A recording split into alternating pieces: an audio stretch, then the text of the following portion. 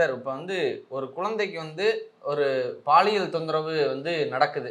ஆனா அதை கவனிச்சுக்கக்கூடிய பெற்றோர்களோ இல்ல பாதுகாக்கக்கூடிய ஆசிரியர்களோ இல்ல ஹாஸ்டல் வார்டன் இது போன்றவங்கலாம் புகார் அளிக்கல அப்படின்னா அதுவும் குற்றமா? கண்டிப்பா அந்த போக்சோ ஆக்டின் கீழ் குற்றம் தான்.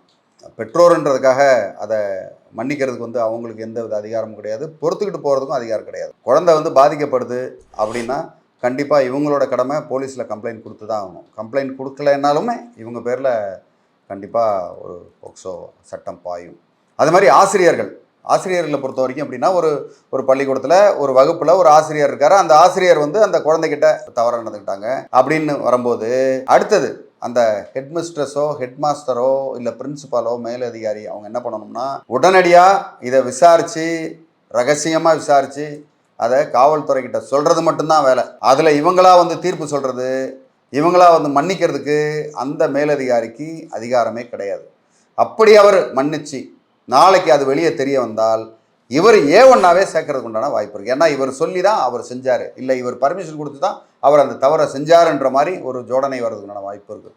அதே மாதிரி ஹாஸ்டல் வார்டனு இல்லை அருகாமையில் இருப்பவர்கள் யாராக இருந்தாலும் சரி, அவங்களுக்கு தெரிஞ்சதுன்னா உடனடியாக கம்ப்ளைண்ட் கொடுக்கணும். கம்ப்ளைண்ட் இது கொடுத்தே தான் ஆகணும். இதில் எந்த வித விதிவிலக்கும் கிடையாது. அட்லீஸ்ட் 1098க்கு அந்த ஃபோன்லேயாவது இவங்க ஒரு கம்ப்ளைண்ட்டை கொடுத்துடணும்.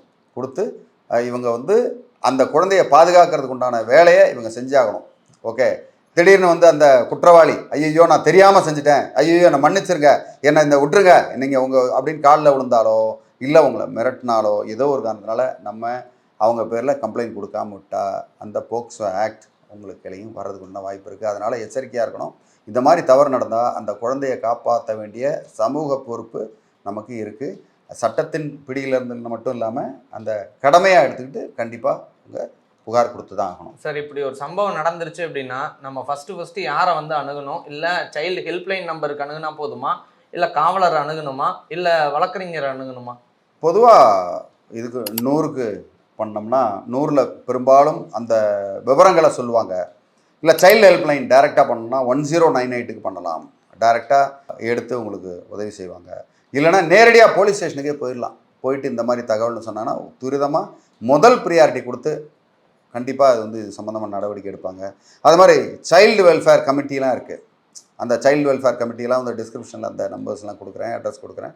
தாராளமாக நீங்கள் அந்த மாதிரி அணுக முடியும். ஸோ அதனால் ஏதாவது ஒரு இடத்துல நீங்கள் புகார் கொடுத்து அந்த புகாரை பதிவு பண்ணணும். கண்டிப்பாக பண்ணி அந்த குழந்தையை காப்பாற்றுறதுக்கு உண்டான வேலையை நம்ம செய்யலைன்னா உண்மையிலே அதுவும் ஒரு குற்றம் தான். மேலும் இது மாதிரி வேறு ஏதாவது உங்களுக்கு பிரச்சனை இருந்து என்ன பண்ணுறதுன்னு தெரியல, எங்கே புகார் கொடுக்குறதுன்னு தெரியல அப்படின்னா தாராளமாக கமெண்ட் பண்ணுங்கள். இல்லை ரகசியமாக வைக்கணும்னா எனக்கு வாட்ஸ்அப் பண்ணுங்கள். உங்களுக்கு உதவுறதுக்கு காத்துக்கிட்டு இருக்கேன். நன்றி, வணக்கம்.